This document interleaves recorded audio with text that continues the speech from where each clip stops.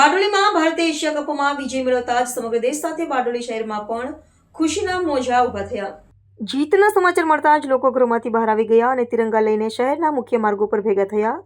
ભારત માતા કી જય, વી વોન અને જય હો ટીમ ઇન્ડિયા જેવા નારા સતત સંભળાતા રહ્યા।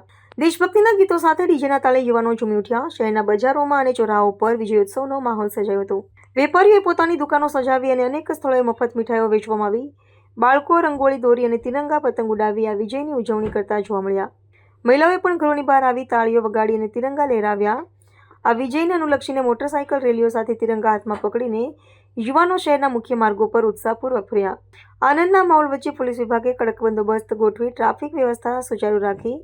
શહેરના મુખ્ય ચોરાહો પર પોલીસ દળો તૈનાત હતા જેથી કોઈ પણ અવ્યવસ્થા સર્જાય નહીં।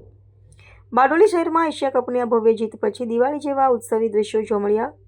રાત્રિના સમયે ફટાકડાની રોશનીથી આકાશ ઝગમગી ઉઠ્યું અને સમગ્ર શહેર ગૌરવ અને આનંદથી સરોબર બની ગયું।